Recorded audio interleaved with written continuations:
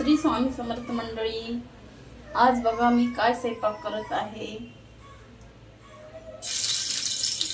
आज मी कारल्याची भाजी बनवते। बघा साधी सिंपल कारल्याची भाजी बनवते। लसूण टाकला, आधी तेल टाकून घेतलं, तेल टाकलं, तेल टाकलं, आधी लसूण टाकला, आता कांदा टाकला आहे। कांदा चांगला होऊ देते, त्याच्यानंतर आपलं कारलं टाकायचं। हे बघा आज मी कारलं बनवत आहे। कारलं बारीक कापून घेतलं, त्याच्यावर मी मीठ टाकून घेतलेलं आहे, कारण की मिठाने पाणी सुटतं तर कडवटपणा सगळा चालला जातो। अर्धा तास झालं मी कारल्याला मीठ लावून ठेवलं आणि त्याला असं कडक पिळून घ्यायचं। हे बघा असं कडक पिळून घ्यायचं आणि मग याच्यात टाकायचं, म्हणजे तो सगळं कडवटपणा चालला जातो।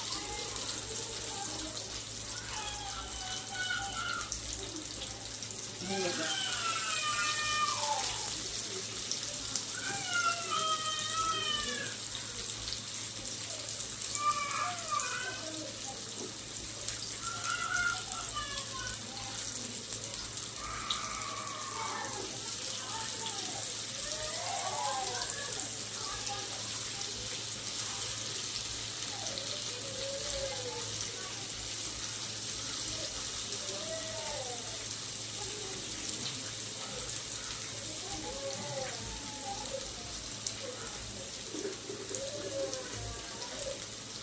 कारलं तव्यात टाकून घ्यायचं।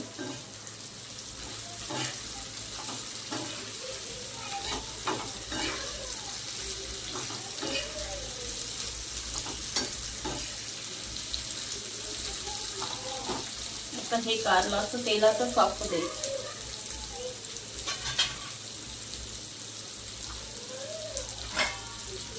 त्याच्यावर झाकण ठेवून द्यायचं। गॅस जरा बारीक करायचा, त्याच्यावर 5 मिनिटांनी मी तुम्हाला दाखवते। आता मी डाळीला फोडणी देऊन गेली, पातीला ठेवलेलं आहे, एक पळी तेल टाकते। डाळीला फोडणी द्यायला काही जास्त तेल लागत नाही।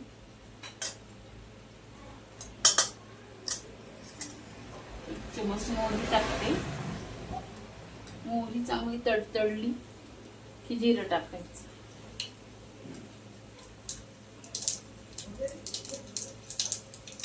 एक चमच जिरं टाकून घेतलं मी।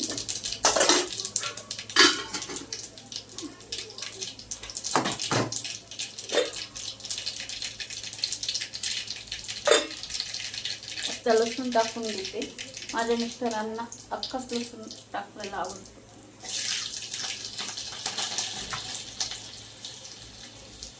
चांगलं त्याला तळून घेऊ द्यायचं।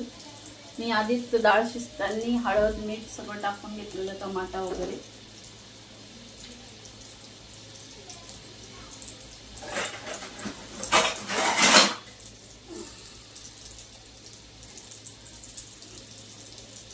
कढीपत्ता टाकला,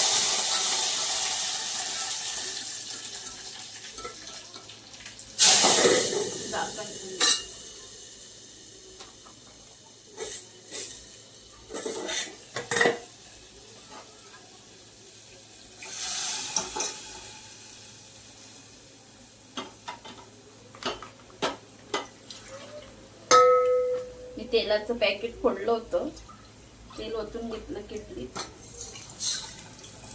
त्या पॅकेट मध्ये मी पाणी टाकून हे करून घेते, थोडी मार। हे बघा अशी डाळ, त्यावरून मी कोथिंबीर टाकून घेते।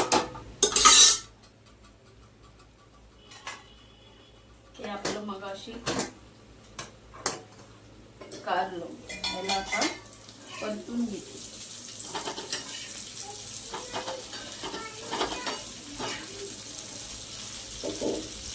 त्याला चांगलं बारीक गॅसवर होऊ द्यायचं।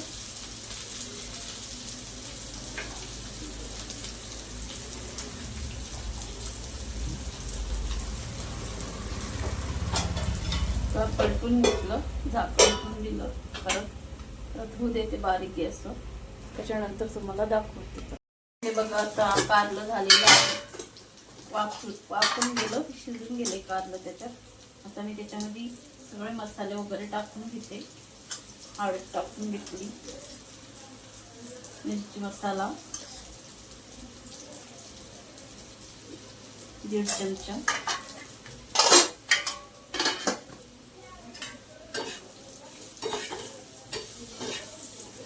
तव्यात छान होतं, मस्त कडक होतं. त्याच्यामुळं मी कधी तव्यात करते, कधी असं करते, कधी भरून पण करते कारलं.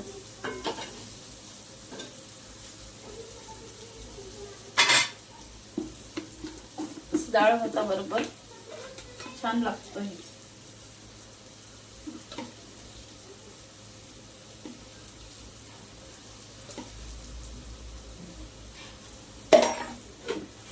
शेंगदाण्याचा कूट टाकून घेतला, तर साईडला भात पण लावून घेतलेला आहे. किती छान दिसतं कारलं, आहे की नाही?